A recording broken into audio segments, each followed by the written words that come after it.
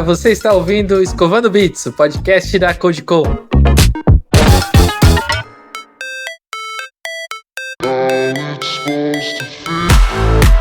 Eu sou o Gabriel e eu realmente pareço uma barata tonta quando o servidor sai do ar. E aí, pessoal, aqui é o Elton Mineto e a minha inspiração é o cachorrinho lá, de tudo pegando fogo ao redor dele, né? Mais moderno do que a barata. Nossa, aqui que tá falando é o Alex, e quando o servidor sai do ar, tomara que seja do Slack, que aí eu não preciso saber o que aconteceu. ou do Twitter, que é o X, que ninguém tá reclamando do teu produto daí, né? Ou o GitHub, né, que então precisa trabalhar. Não consigo fazer commit, não consigo trabalhar. Bom, hoje a gente vai falar o medo de todos. Hoje é episódio de terror. Não, pois esse a gente devia ter gravado no dia 31 de outubro, né? No Halloween. No Halloween, é verdade. A gente pode gravar um outro só de desastres, só de coisas que deram errado, cara. Ia ser divertido.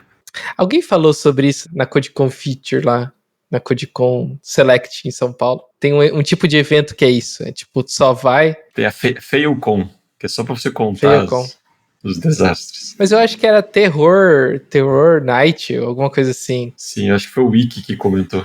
Isso aí. Daí tu vai e todo mundo que tá ali não pode entrar com o celular, só fala as paradas mais assustadoras e depois vão embora. Vamos fazer um dia isso. Perguntas sobre arquitetura e engenharia. Só que de software. Neste quadro, trazemos um especialista do Asas para tirar dúvidas de devs quando o assunto é arquitetura e engenharia de software. Hoje estamos aqui com o Felipe Eftin, arquiteto de software no Asas, para nos ajudar a sanar as dúvidas dos nossos ouvintes.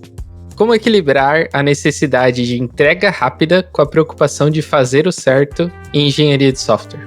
Cara, eu acho que esse é um problema que não só o arquiteto, como o desenvolvedor, o engenheiro vai ter sempre. Eu acho que é natural, né? A gente sempre necessita, né, desse negócio de a gente precisa entregar muitas vezes, né? Então acho que a gente pode adotar talvez algumas estratégias, né, algumas abordagens mais estratégicas de, por exemplo, definir o que é o certo, né, naquele contexto, daquele projeto. Então nem sempre uma solução mais robusta, sofisticada é necessária a curto prazo, né? A gente tem que entender o que a gente pode ter de dívidas técnicas, o que a gente não pode, os trade-offs envolvidos em relação a isso. Acho que outra dica pode ser a gente aplicar uma arquitetura mais evolutiva, no sentido, o que eu quero dizer, né, com arquitetura evolutiva? No sentido de eu criar um design que permita eu ter mudanças no meu código futuramente sem grandes retrabalhos, né? Então, se eu tô deixando uma dívida técnica, será que é fácil para mim do futuro conseguir alterar? Se não for fácil, será que não é melhor eu gastar um tempo agora, né? Eu negociar esse tempo agora e para no futuro não gastar até mais tempo, né, fazendo isso? Outro ponto importante daí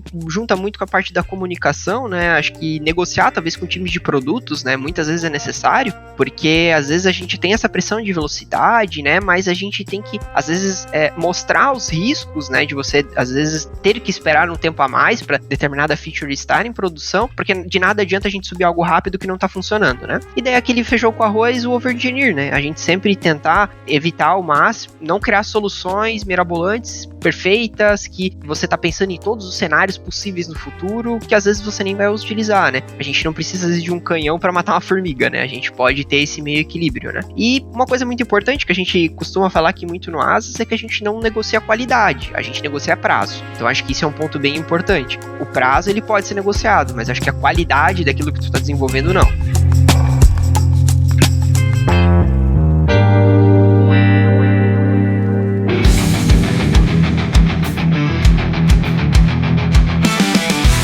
Perguntas de Engenharia e Arquitetura, só que de software, é patrocinado pelo Asas. Acesse o link na descrição do episódio para saber mais sobre as vagas disponíveis para a área de Engenharia de Software.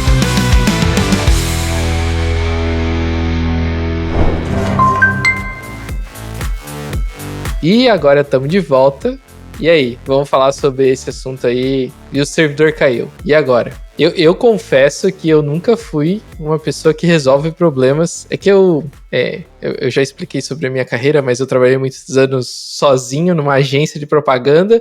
Daí eu entrei basicamente como um júnior, como programador, fiquei 3 ou 4 anos trabalhando com isso, e agora saí de volta, tô empreendendo novamente na CodeCon agora, então eu nunca cheguei a ser a pessoa que resolve os problemas, não desses grandes, assim, né? Eu resolvia na minha agência, mas era nada demais. Isso é visível, é só ver tua cutis, cara. Tu tá um menino. Eu e o Alex, a gente já tá velho, já tá acabado de passar por problema. Com a cara de que cortou cana a vida inteira já, né? Exato.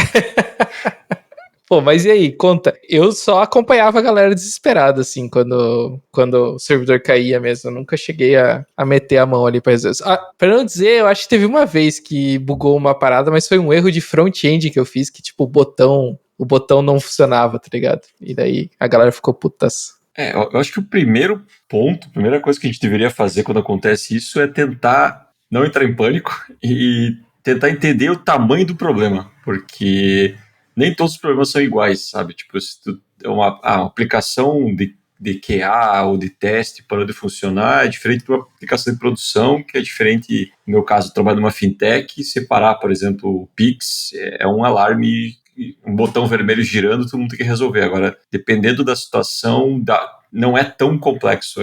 Eu acho que nem é pela complexidade, é pelo tamanho do impacto, porque você vai conseguir aí ver o quanto crítico quantas pessoas deveriam envolver, quanta investigação. Eu acho que esse, para mim, é o primeiro momento, assim, qual é o tamanho do impacto que a gente está gerando, né? Exatamente, porque quando a gente pensa em problemas, é muito comum em empresas que estão com muitos sistemas ou que muitas coisas se apoiam nelas, principalmente quando tem empresas que usam Pix, por exemplo. Existe até uma matriz, né, de qual o tamanho desse problema, porque dependendo do tamanho, escala para menos ou mais pessoas, né, que tem que ajudar a resolver. Então, eu imagino que todos esses lugares que tem Pix, meio que todo mundo que pode ajudar para, né, porque não existe desperdício quando já está sangrando, então vai todo mundo resolver. E aí uma coisa que o Elton trouxe que é interessante, quando eu estava começando a tentar entender se eu queria ir para liderança, coisas desse tipo, a coisa que eu via de pessoas mais experientes mais sendo repetida é: alguém tem que trazer calma para a sala. Talvez tenha que ser você, porque as pessoas menos experientes vão estar ou vivendo pela primeira vez, ou sem muita noção de como continuar a descobrir o problema. Então, ser a pessoa que se acalma é um ponto, e aí eu acho que o segundo é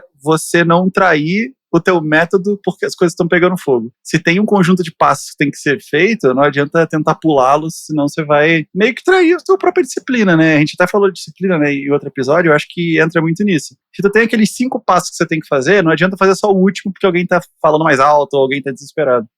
Acho que outro ponto, além do impacto, qual é eu não sei se tem, como é o termo em português, vou parecer babaca agora, mas é o blast radius, né? Qual é o tamanho tipo, se é um sistema só, é uma parte do sistema, se é o sistema como um todo, quanto é o tamanho tá afetando quanto, sabe? Aí você vai começar a entender, beleza, eu preciso trazer todas essas pessoas para cá. Eu já entrei em War Room, que a gente chama uma sala para todo mundo junto, digital, no caso, que tinha 40, 50 pessoas. Então, é um caso que parou a empresa inteira, mas às vezes tem gente que não precisa estar lá, sabe? É mais pressão, é mais gente dando pitaco, às vezes é melhor entender qual é o tamanho do impacto, assim, a explosão, né? Pegou só um sistema, pegou vários, e aí você começa a trazer as pessoas certas para a discussão. Mas daí a War Room é mais só para tentar descobrir o que tá acontecendo, né?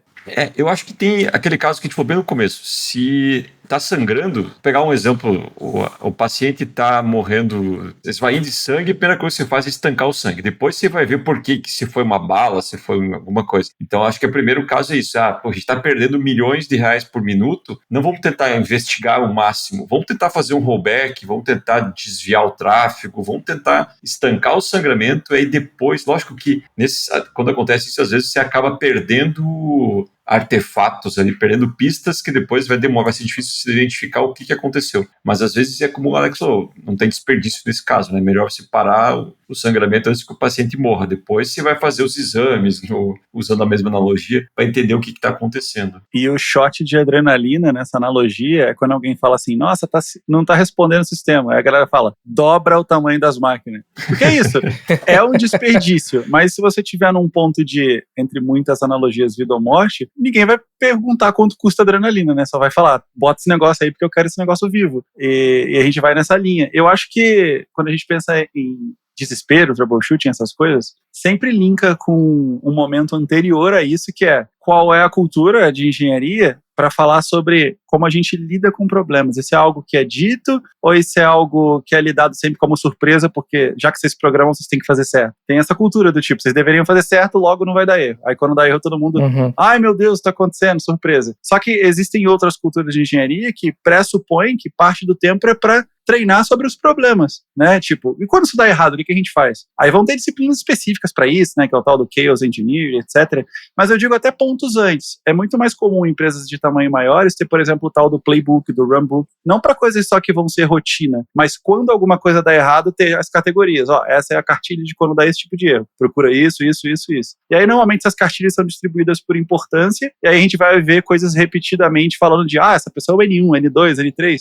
porque são áreas de atuação mais próxima do problema enquanto ele está sendo investigado, ou com mais detalhes, ou ninguém conseguiu, chama a galera que pode ir mais fundo, e por aí vai. Acho que o Alex tocou um ponto importante, que é a cultura. Acho que no momento que está acontecendo o incidente, não é a hora de procurar culpados. Na verdade, talvez nunca deveria ser a hora de culpar, mas o foco do troubleshooting é o trouble, é resolver o problema. Não vamos pensar por que a gente aconteceu isso, se é um problema recorrente. Tem um segundo momento, que a gente chama de post-mortem, né? Depois que aconteceu o problema, depois que o problema foi resolvido, a gente vai parar e tentar descobrir a causa raiz, o porquê aconteceu, se é um problema recorrente. Acho que o momento... Tudo bem que a gente está falando aqui, não está no calor do momento, né? A gente está aqui tomando uma aguinha no ar-condicionado, mas no momento do incidente os ânimos se aceleram, né? Mas o ideal era que não focasse na culpa, ou por que aconteceu isso. Vamos resolver esse problema. O que está acontecendo? E a gente pode entrar daqui, talvez, por como identificar o problema, etc. Mas vamos tentar resolver o problema. Depois a gente vai pensar como que a gente chegou aqui. Se a gente deveria ter resolvido antes, se deveria ter um alarme ou alguma coisa assim. E até antes mesmo de começar esse processo, que a gente pode falar mais sobre troubleshooting, tem outros elementos culturais que dificultam ele acontecer, que é, você entra na a maldita War Room. Se tem 50 pessoas, muito provavelmente as 50 não vão conseguir ajudar. Vai ter um grupo ali de no máximo 15 pessoas que vai conseguir fazer alguma coisa. E aí, dependendo da cultura, a pessoa tá lá porque se ela não tiver, é feio, pega mal, porque se ela não tiver lá, ela não tá disponível. Só que já é ruim o volume que ela está fazendo, dependendo de como as pessoas lidam com serem observadas, etc. Se a gente botar ainda que a cultura pode ser, se você não está falando sobre, não está tentando dar alguma sugestão, você não está participando, de uma hora para outra tem um turbilhão de coisas acontecendo e a maioria delas é só ruído, né? Não tem coisas muito boas ali acontecendo para ajudar com o problema. Mas, de novo, pontos culturais, assim, é bem longo essa conversa. Outro ponto legal é que a gente está falando aqui talvez de empresas grandes, né? Mas depois a gente pode voltar. Como começar uma cultura de troubleshooting, né? Eu acho que uma coisa legal é você ter isso que o Alex falou, ter alguns guias, né? É igual você tá treinando para um incêndio, né? Você tem que saber onde é que está a saída do incêndio, onde é que está o extintor. Então, a gente está trabalhando com sistemas críticos, sistemas que dão dinheiro, então a gente precisa pelo menos conversar sobre isso. O que acontece que vai dar problema? Algum momento vai dar problema. Vai dar problema num terceiro, numa nuvem, sei lá, alguém vai fazer alguma besteira. Então, acho que conversar sobre isso antes é importante. Tipo, o que acontece quando acontecer incidente? Quem que abre a War Room? Quem que é responsável por chamar as pessoas? Quem que vai anotando o que já foi feito para não ficar fazendo a mesma coisa mais de uma vez? Sabe? Quem que vai olhar os logs? Quem que vai olhar... Então, ter uma pessoa que é líder, nem que seja num papel de pão, assim, se acontecer isso, a gente vai fazer esses passos aqui. Começam mais simples e depois você vai evoluindo e tendo histórico dessas coisas. Então, acho que a gente tem que conversar sobre os problemas antes deles acontecerem, porque senão a gente vai se perder. Mas, tipo, tu falou de log. Log é uma parada que é padrão já ou ainda é necessário discutir, porque tem gente que não faz? Não, eu acho que você tem que ter telemetria, né? Você tem que ter observabilidade. E aí a gente abre um universo de coisas, né? Log, métrica, trace. Quanto mais você tiver e quanto melhor estruturado, mais vai te ajudar num momento desses. Mas você tem que ter algum tipo de ferramenta, senão você está voando às cegas, né? Você está sem saber o que está acontecendo, sabe? Não tem um alerta dizendo que está número de erros ou se a performance da CPU, do disco, alguma coisa assim. Então tem que ter algum tipo de instrumentação. vocês já sabem, né? Mas deu na última CodeCon Summit e a galera invadiu o nosso sistema, saiu do ar durante o evento e deu tudo errado. E a gente não tinha telemetria, não tinha logs direito, não tinha nada, e aí foi bem difícil de achar. Até a gente descobrir, a gente demorou um dia inteiro, basicamente. Mas eu preciso resolver esse problema. Eu nem sei por onde começar, na real. Que poderia ser muita coisa, né? Poderia ser uma falha de um código que você fez. E aí você começa a procurar quando foi a última vez que a gente fez backup, quando a gente fez deploy? Será que o banco, você começa a procurar muito tempo, e às vezes você tem nesse caso, se tivesse um log talvez de acessos, de alterações, ou log de, sei lá, coisas mais críticas, tipo mexeu alguma coisa trocou uma senha, alguma coisa, você já conseguiria ter algumas pistas para começar. Né? Uhum. Esse momento de troubleshooting, eu acho ele muito parecido com montar um quebra-cabeça. Então, se você não sabe nem qual é a figura, muito dificilmente você vai conseguir encaixar as peças, né? Ou seja, você entra no negócio para tentar resolver de um sistema que você nunca viu antes e que ninguém sabe mais ou menos o que ele faz, são várias tentativas e erros ali conectadas para ver se chega em algum lugar. Então, quando você tem algum tipo de observabilidade, seja ela qual for, que entra tudo nessa categoria de telemetria, você sabe pelo menos qual é as partes do puzzle. Mesmo que você não saiba a figura, você consegue saber assim, eu vi várias peças que são uma árvore. Agora ali parece que tem um papagaio. Aí você pensa, peraí, então deve ter provavelmente um chão e em cima do chão deve ter outra coisa que parece um céu. Você vai ganhando pistas com as coisas, né? O que a telemetria tenta te fazer não é dar uma resposta, mas te dar dados suficientes para responder aquilo que você vai tentando descobrir, né? Porque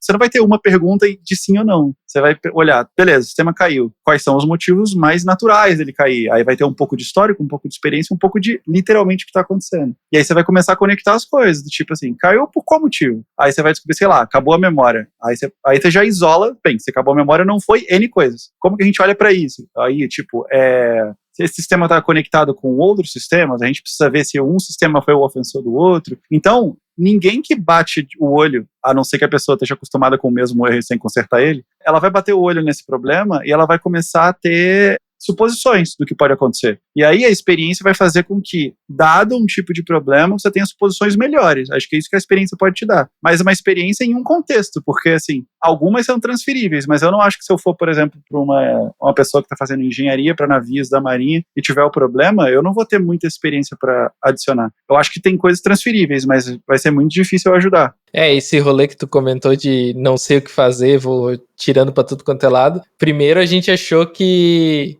a galera não tava invadindo o nosso sistema, que foi o que aconteceu na real. A gente achou que o sistema estava sendo muito usado pro nosso plano gratuito lá da Vercel. Daí a gente, vamos pagar o Vercel Pro aqui e já era, vai resolver. Daqui a pouco começou a dar problema de volta. Então deve ser o banco de dados.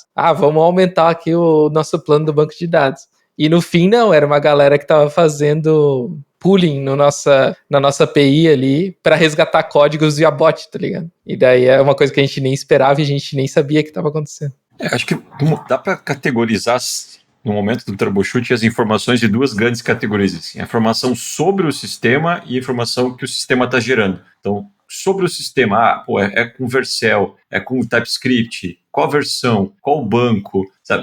Você ter um diagnóstico, por isso que é importante a pessoa do time tá junto nesse momento. Cara, qual é a versão você já consegue ver, teve alguma vulnerabilidade recente, é Postgres, como é que está o banco, sabe? Se tem a informação sobre o sistema, que vai te ajudar bastante a começar a pegar pedaços desse quebra-cabeça que o Alex falou, e outras são as informações que o sistema gera, tipo, tráfego de rede, consumo de CPU, log, métrica, trace. Então o sistema gera essas informações e elas vão te ajudar a entender, principalmente se tu tem um histórico, vamos olhar aqui, você falou, poderia ser muito uso. Vamos plotar um gráfico aqui, qual é o número de requests do momento comparado com os últimos 12 horas. Você já consegue, não teve aumento, descarta isso. Então é muito método científico, né? Você levanta uma hipótese, pode ser muito acesso, vamos ver um gráfico para refutar ou comprovar isso. Não vai para o próximo. O que não dá para acontecer também é tentar tudo ao mesmo tempo, né? Então, vamos tentar uma coisa de cada vez. vamos tentar o banco, vamos tentar... E aí você vai descartando as coisas e vai ficar descobrindo um pouco mais sobre o mistério. E eu acho que vai nessa linha de tipo debugging, só que numa complexidade muito grande, né? Porque tem muitas coisas envolvidas, é literalmente um sistema. Então quando a gente olha para uma função deu errado, aí provavelmente você vai tentar isolar as variáveis, apesar de falar variáveis ser confuso no meio de um programa. E aí você vai vendo, é a entrada que tá esquisita, ela não foi validada, será que aconteceu alguma coisa, ele modificou essa saída? Só que quando a gente pensa numa função pequena, é muito mais fácil de você dar 3 suposições e matou ali, vai ser uma das 3. Quando a gente vai pro sistema maior, aí eu acho que é alguma coisa levada a N, dependendo do que tá acontecendo. Então, se você não tiver mais ou menos um grupo de dados ou um grupo de conhecimento para começar a fazer esse isolamento, fica muito, muito, muito mais difícil você ficar fazendo por tentativa e erro. Porque se numa cadeia, assim, vou hipotetizar, numa cadeia dentro do sistema da empresa X que usa Pix, pode ser que tenha 17 sistemas nessa cadeia. Se tem, já é coisa de Birulebe, mas vamos imaginar que tenha tanto sistema assim. Qual que você vai ver primeiro? Se você não tem a menor ideia do que eles fazem, o que eles representam, qual era o objetivo deles, você vai ficar tentando na tentativa e erro igual o Windows, sabe? Vou reiniciar, vamos ver se funciona. Se o nome dele for Bulbasauro, né, Alex? Se ele tiver esses nomes, prejudica mais ainda você saber o que está acontecendo, porque se o time do Bulbasauro não estiver lá, fica mais difícil ele dizer se faz sentido ou não. Só que isso é a esfera do quão grande é o problema. E aí, como a gente sabe, provavelmente as pessoas mais experientes também, que ouvem, a gente não vai procurar todos os problemas só quando eles acontecem. E é por isso que quando os sistemas vão ficando ou mais críticos ou mais complexos, existem padrões para lidar com ele. Normalmente esses padrões são chamados de padrões de resiliência. Aí a gente usa isso não para escrever o blog com estático com só tem HTML. A gente usa isso quando a característica dos problemas e o efeito negativo que traz quando eles têm um problema é muito alto. Então, os padrões de resiliência para um aplicativo mais do mesmo é igual quando alguém fala assim, vou fazer um CRUD e me falaram para fazer clean code com DDD. Sim, tem muito problema nessa implementação porque você está colocando um nível de complexidade da solução maior do que a do problema. Mas aqui a gente está falando uma coisa completamente diferente. É quando o sistema já é complexo. Toda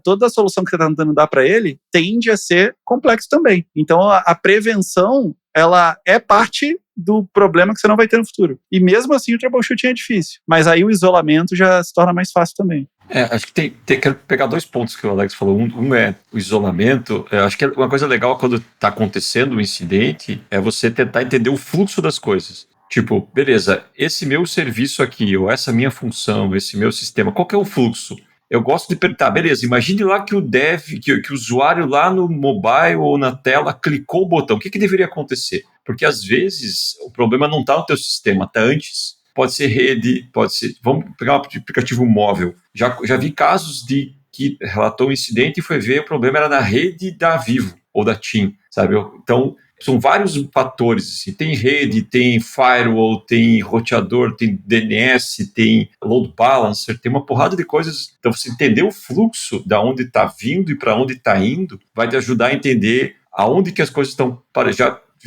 Tive em situações de, cara, vamos ver se está chegando aqui. E o sistema estava fora e o problema era que o load balancer não tinha parado de reconhecer uns nós. Então, quando a gente for fazer passo a passo lá desde o começo, não está chegando aqui, então está parando antes. Então, se desenhar esse fluxo, ou já ter desenhado, ou acompanhar o fluxo, vai te ajudar a entender essas complexidades. E outra coisa que o Alex falou que é legal é que para evitar, para começar os padrões de resiliência, eu gosto do termo programação pessimista. Quando você vai programar, você já pensa, o que pode dar errado aqui? Se a minha aplicação vai chamar uma outra aplicação, o que pode dar errado? Pode cair a conexão, pode ficar lento, pode vencer um certificado, pode trocar a API do outro lado, pode mudar. Para cada E, C desses, você tem um caminho para seguir.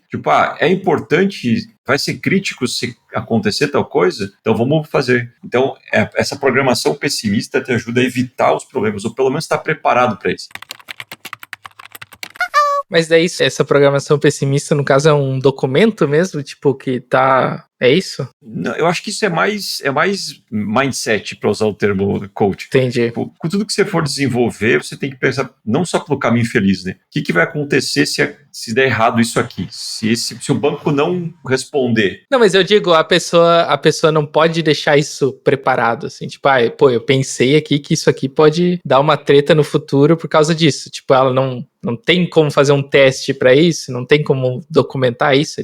Fica na cabeça das pessoas. Não, né? você pode, por exemplo, digamos que tu tem a aplicação microserviço A se comunica com o B. E essa comunicação tem que acontecer, senão vai dar um problema. Então você sabe que isso é um problema, você faz um circuit break ou um retry, você usa um mecanismo para que isso não caia. Ou você pode pensar, conversar com o time e ver, é muito raro acontecer isso, então não vamos fazer agora, mas vamos deixar uma tarefa para a gente fazer depois, ou um comentário. O fato é que você pensou e ficou preparado. Pode ser que no momento não faça sentido, como o Alex falou, não é tão crítico agora, pode se tornar no futuro, ou sabe? Então, mas acho que o importante é você saber que isso pode acontecer. Se está documentado, já é olha, será que não caiu a conexão? Já é uma coisa que você já tinha pensado, porque você já tinha antevisto isso. E sem querer ser o cientista maluco, mas quando a gente pensa em sistema com garantias, pensa assim, tem essa cadeia que só tem 3 sistemas. Aí você pensa, quais são todos os testes possíveis para eu garantir que isso funciona?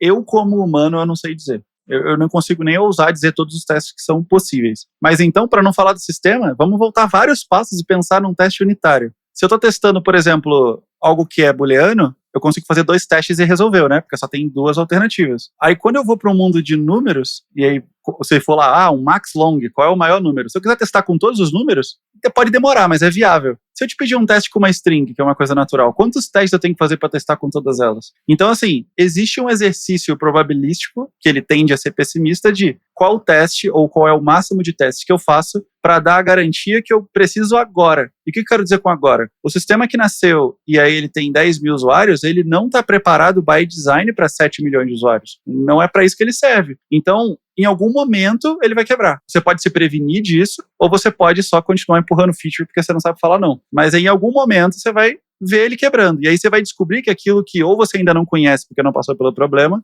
ou aquilo que você apostou que era uma dívida, agora precisa ser feito. Então, todo o sistema na escala quebra, né? É uma frase antiga lá daquele VP da Google, que eu não sei se ele trabalha mais lá. Então, quando a gente pensa, quais são os testes para garantir? Todos. Só que não existe nem dinheiro, nem gente suficiente para fazer eles, eu acho. Todos eles. Então, tem um mínimo ali aceitável. O que eu quero dizer com isso? Eu acho que 90% de todos os sistemas que eu já vi não testam o que acontece se o banco cair. Porque é dado que se ele cair é tão ocasional. E olha que eu não tô falando dos outros 10, né? Antes que alguém seja muito cri-cri com a parada. Todo mundo fala assim, se ele cair, ele volta e beleza. O CRUD volta a funcionar. Porque isso não tem um impacto negativo o suficiente para eu investir tempo suficiente para tentar lidar com quais são os desdobramentos disso. Mas eu acho que vale a pena a gente lembrar que muito desses problemas são solucionados com soluções abstratas. Tipo assim, quando você usa um framework, metade das coisas que você não sabe que existe de problema, ele já está lidando. Então, eu acho que é um grande exercício probabilístico para você se preparar. Mas na hora que chega, aí eu acho que é sempre uma surpresa. A experiência pode se acostumar com o que pode acontecer, mas é uma grande surpresa. Tem muitos relação com custo também, né? Que às vezes o custo de você implementar um guardrail, um negócio no momento dos 10 mil usuários, não vale a pena. Quando você chegar a 1 milhão de usuários, o custo já começa a fazer sentido, porque ficar fora é muito mais caro do que você desenvolver aquilo. Então, de novo, acho que é importante você ter mapeado isso e ter a maturidade de entender quando que, e monitorar, se chegar desses gatilhos, assim, se chegar a X% de consumo de CPU, o que eu vou fazer? Vou aumentar a CPU?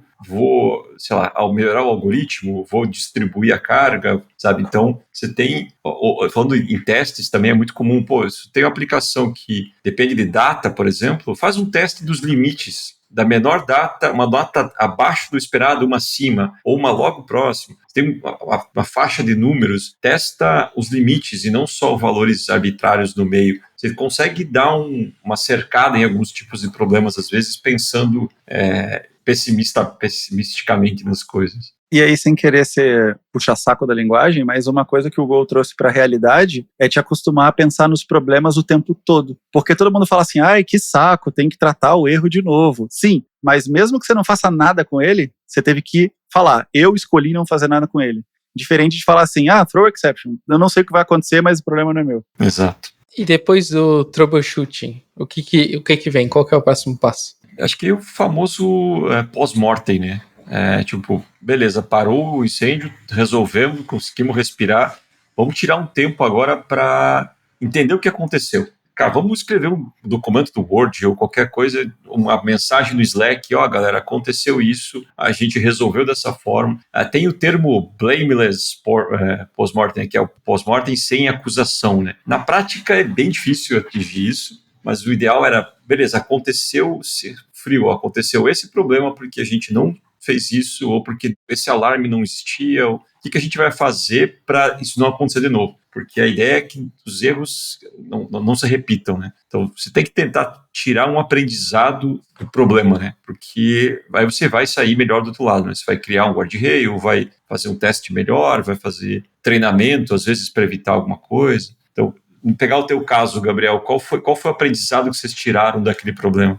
Pô, cara, eu escrevi um artigo no blog da CodeCon, meio que um post-mortem público, assim, pra explicar pras pessoas o que tinha acontecido, porque como era um jogo que a galera tava ganhando pontos e tal, e a gente levou algumas tarefas, tipo, eu já programei agora pro próximo ano, pra nossa API não aceitar chamadas externas, só chamada do próprio aplicativo. Tem que estar logado no aplicativo para conseguir fazer uma chamada na API. Então, meio que vai impossibilitar a pessoa de fazer um bot para resgatar códigos, por exemplo, que era isso que a galera fazia. Porque, para quem não conhece a CodeCon, a gente tem um jogo que a pessoa ganha códigos e ela vai ganhando pontos e resgatando esses códigos, assim, tipo, como se fosse um ranking global. E as pessoas descobriram que tinha algumas palavras que eu coloquei que eram palavras tipo do mundo dev, assim, tipo, Java, JavaScript, sei lá, deadlock, palavras aleatórias, assim. Daí as pessoas foram lá,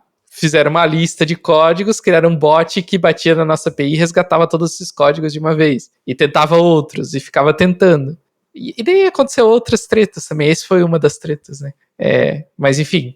E daí eu também quero implementar logs, ainda está na minha lista de tarefas fazer, implementar coisa de observabilidade, alguma ferramenta, e basicamente isso que a gente vai fazer. Mas saiu essas tarefas.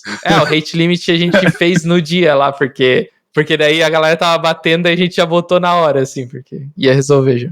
Exato. Esse é o post-mortem, né? Tipo, a gente aconteceu isso, que ação a gente tomou na hora? Botou o rate limit, qual foi o aprendizado, e do post-mortem, o ideal é que você já saia com ações para fazer, né? E você acabou de citar elas, né? Eu vou fazer log, vou fazer... Então, e isso é legal, e o que vocês fizeram, acho que é mais legal ainda, que é divulgar isso. Porque numa empresa grande, às vezes você vê o mesmo problema, ou problemas parecidos acontecendo em áreas diferentes, porque é difícil da comunicação acontecer. Né? Tipo, uma área teve um problema, demora para ela divulgar isso, ou deixar isso aberto, ou chegar do outro lado e poderia resolver problemas. Provavelmente agora, quem for fazer uma aplicação parecida com o que vocês fizeram, vai aprender, não vou fazer os mesmos erros. Né? Não, isso que eu ia perguntar, porque, beleza, o post-mortem, ele existe, mas quem garante que a galera leu? Tipo, ou ficou uma parada que só quem escreveu e o time ali leu, ou tá por dentro, agora saiu algumas tarefas para resolver, mas é para isso que ele serve mesmo? Ele é mais para, sei lá, tu botar a ideia no papel e tirar tarefas dali?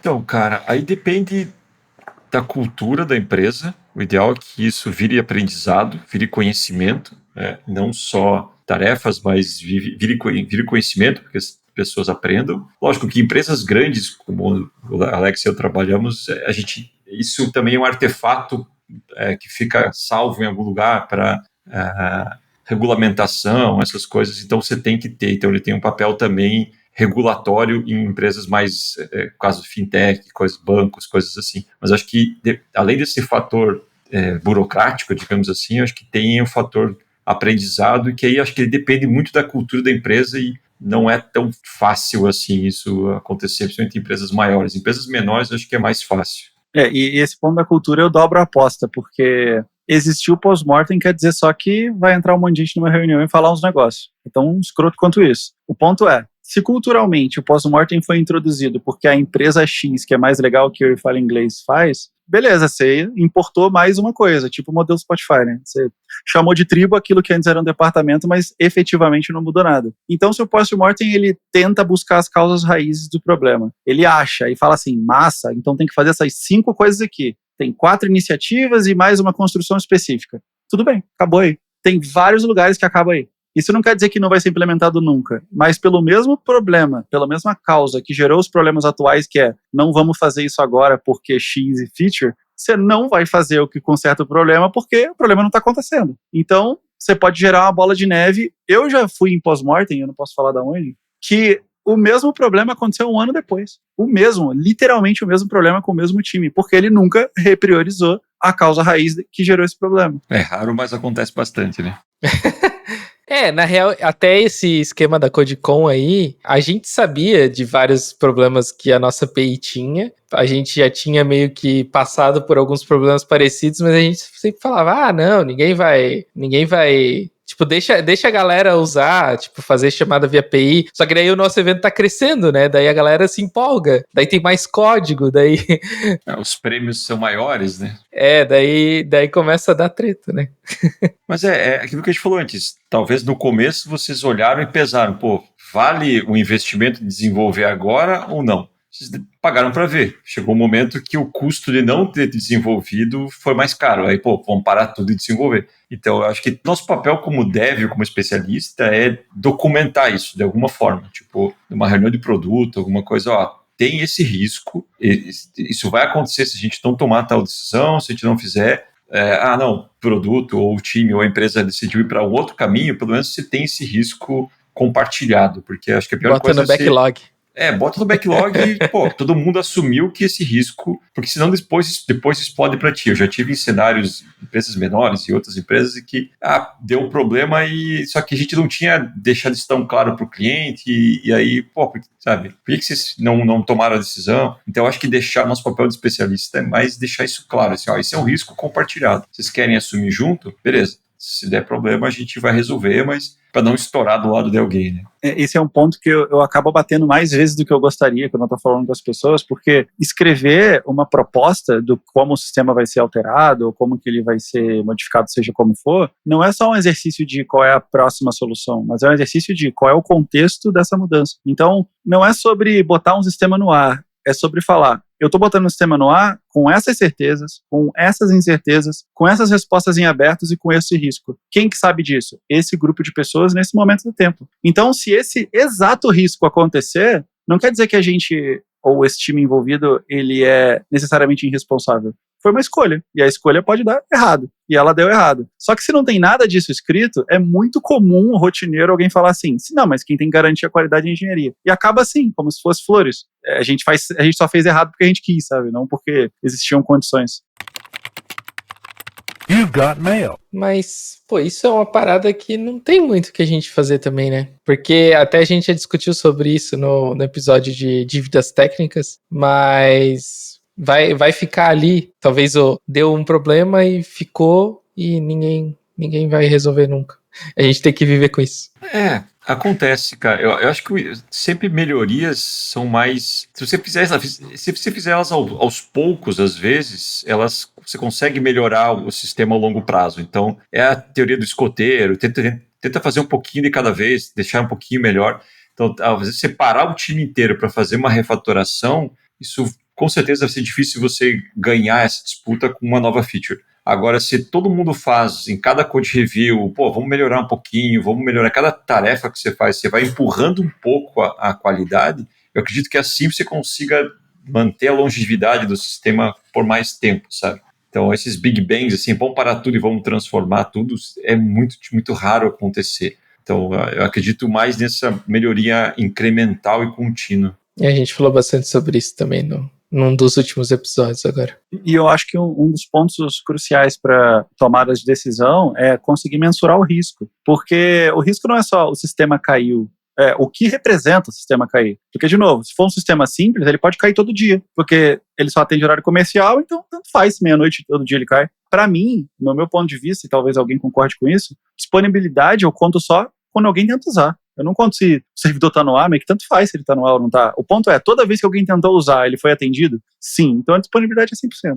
Então, qual é o risco, por exemplo, do Pix não estar no ar? Parece alto. Então, se ele parece alto, faz sentido a gente não implementar a próxima coisa que evita esse problema? Essa discussão, eu acho que na minha posição dentro da engenharia, eu tenho que traçar a linha vermelha e falar, a gente não pode fazer isso. E aí, eu aceito tomar um top-down, porque aí foi uma escolha que não foi de engenharia. Foi uma escolha do tipo assim, existem forças maiores dizendo que isso vai pra frente. Mas a gente tem que assinar embaixo do tipo, a gente como engenharia não concorda que isso aconteça e os riscos são muito altos. Isso não quer dizer que dentro de um critério de escolha vai ter dois ladismos. Ah, eu avisei. Não. Uma vez escolhido, a gente vai fazer o melhor possível com o escolhido. Não tem que ter time A e time B, né? I told you so, né? Então, o lance é, tá escolhido, mas a gente tem que entender que o que era saudável, por que não deveria ser feito, e de novo bate na coisa de ser contextual. Só que se a gente não fala de risco, o risco não é só sobre tá online e tá offline, é tipo, qual o risco monetário, né? Porque quando você está conversando com pessoas nem de produto exatamente, mas de negócio, não existe explicar nada de engenharia. Para eles é uma caixa preta que gera dinheiro. Então, tipo assim, como que essa caixinha preta mágica vai se comportar mal e por ela se comportar mal, menos dinheiros? Aí a pessoa, menos dinheiros, então não faz não. Se você não conseguir explicar isso, o risco vai acontecer de novo, e não porque não era perigoso, é porque você não soube explicar. E tem uma camada de tradução acontecendo. Às vezes é uma pessoa na posição de manager, às vezes é uma pessoa numa posição de liderança mais voltada para o lado técnico, que nem a gente, mas se ninguém traduzir, eu não consigo nem culpar a pessoa de negócio de falar, não, eu quero a próxima feature porque pode dar mais dinheiro. Por que eu vou perder essa oportunidade para você fazer uma coisa que eu não sei o que é? E aí a conversa fica truncada mesmo. É mais ou menos como fazer seguro para carro, né?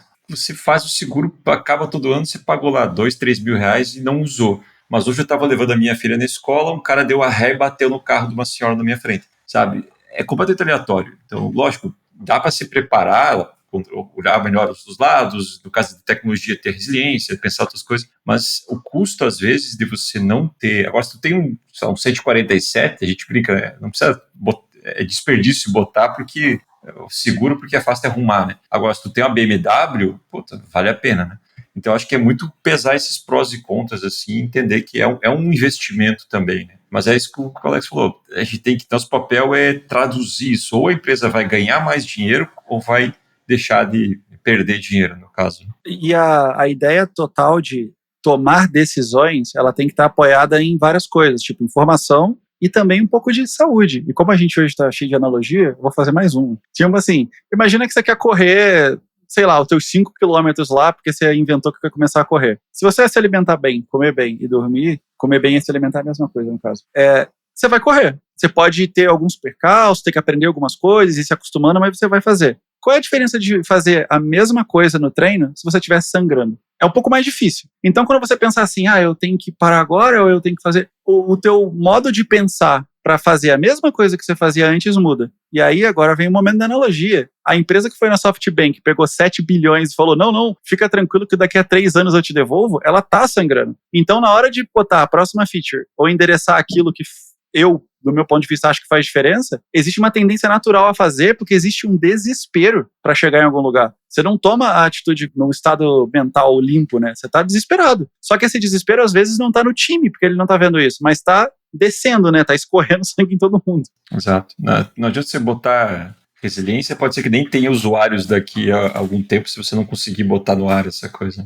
E é frustrante, tá? Tipo, para várias pessoas que gostam da disciplina de programar, desenvolver sistema, fazer system design, é sempre frustrante, porque você nunca vai fazer uma solução que você vê sentido completo nela. Você sempre vai fazer alguma coisa que parece uma casa quebrada. Só que é aquela casa que serve para montar a próxima, que serve para montar a próxima, que serve para montar a próxima. Então, nesses cenários ou de startup ou de eu vendi alma pro diabo, provavelmente a tua empresa ela vai fazer soluções meia-bocas cada vez mais complexas para sempre. E é isso, você tem que aceitar que vai ser assim. Em algum dia vai ser diferente? Talvez não, porque hoje em dia tem Series, sei lá, Z, né? Então sempre vai ter a próxima parte.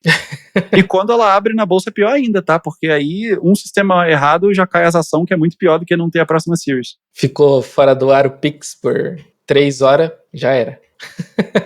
Tenso. A gente tem... As empresas maiores têm meio que um mapa disso, né? Quais são os sistemas mais que causam impacto no negócio, e esses sistemas eles têm um investimento muito maior de cuidado com documentação, com testes.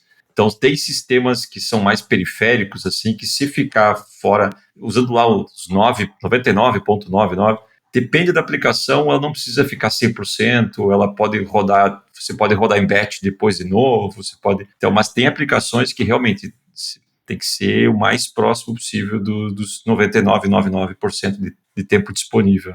E é importante a gente entender isso porque chama-se BIA, né? Business Impact Applications, uma coisa assim, ou análises, não lembro, mas são as aplicações que não é que elas são as mais complexas, que elas são as mais modernas ou as mais velhas, é as que causam mais impacto para o negócio. Então é por isso que o Alex falou é importante, a gente tem como dev, como técnico, entender isso. Qual é o impacto para o negócio disso, sabe? Então, nem necessariamente, às vezes é um WordPress, sabe? Que tem um impacto gigante para a conversão de clientes da empresa. Então, você entender que cada aplicação tem um impacto diferente. Volta para o que a gente começou no começo, né?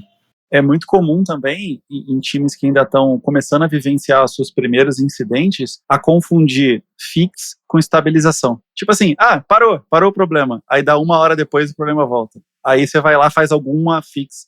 Parou o problema por 20 horas e aí voltou o problema. Então, estabilização e consertar são coisas diferentes, né? E a estabilização pode ser, põe mais máquina, que é o mais comum quando a empresa está com dinheiro sobrando. Mas quando a gente pensa em soluções de alteração, também tem que ter esses critérios descritos ou pelo menos conversados, onde a gente entende que parou o problema. Porque não é porque parou de ter o prejuízo que o incidente terminou, né? Existe esse momento de observação ainda. Hoje a gente está fera nas analogias, né? Mas é igual que você faz uma operação. Você fica um tempo ainda em observação, vê se nada volta a acontecer, depois você recebe alta, né? Então o incidente ele tem esse tempo maior assim para você observar, né? Para você ficar de olho para ver se alguma coisa volta a acontecer. Porque às vezes na pressa você resolve um problema, acaba afetando outra coisa. Tem coisas, por exemplo, que só rodam, sei lá, em batch depois, e esse problema vai trigar outro problema. Então tem um tempo ainda de reflexo, né? Uma vez eu ouvi uma pessoa falando assim, mas para que a gente precisa de redundância nesse job, que é em background, né? Se ele nunca caiu. Aí eu refleti, eu pensei, realmente, parece que tem um desperdício aqui, né? E aí você começa... Tem outros pontos que é importante, né? Tipo, para evitar. Mas a gente está falando de como evitar problemas, né? Acho que é um outro. A gente tem idempotência, tem outras coisas que são importantes que começam. Quanto mais resiliente a tua aplicação é, mais complexa ela fica, mais cara ela fica para você manter. A redundância, por exemplo, você vai ter mais custo. Então, acho que pode ser um outro assunto sobre resiliência. Acho que é outro. Inclusive, eu acho que é um set de skills bem diferente, que vão até em qual é o tipo de profissional que sai no dia a dia. Tem gente que é muito experiente em lidar com incidentes e sair desse momento e levar ele para um momento mais calmo. E tem outras pessoas que acabam se especializando mais em como que eu evito esses problemas acontecer. Só que você evita tanto que no dia que o incidente acontece, fica meio assim, meu Deus, que é isso? Por que você está quebrado? Essas coisas não quebram. E o ao contrário também é verdade. Se tu perguntar pra pessoa, eu vou chamar de acostumado com incidentes, para não ser pejorativo, essa pessoa normalmente não sabe nem o que fazer para evitá-los, porque ela tá ok de ir lá e consertar, porque faz parte da rotina. Eu nunca fui bom nos dois ao mesmo tempo, eu sempre oscilei. Só tem que tomar cuidado dos extremos, né? Porque você pode acabar criando o culto do herói, né? A pessoa que adora entrar em incidente porque ela sente o rush ali de resolver o problema, é o herói, só que ela nunca toma a decisão de, vamos evitar que esse problema aconteça de novo, vamos, sabe? Eu acho que os dois extremos são perigosos, assim, para uma cultura de engenharia, assim. O culto do herói eu acho que é bem problemático. Essa pessoa precisa tirar férias, em algum momento ferrou, né? E o outro lado é o arquiteto da Matrix, né? Enquanto não tiver todos os patterns, porque ele sabe que evita um problema X, nunca vai pra frente porque falta sempre a próxima coisa. Exato.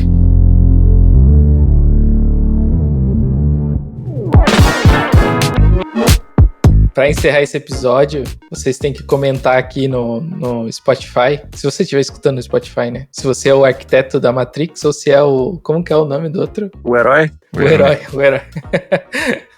Comenta aí. O Neo ou o arquiteto da Matrix? Boa.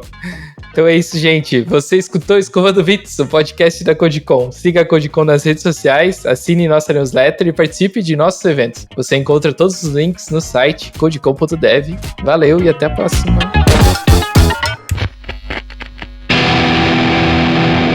Este podcast foi editado pela BZT.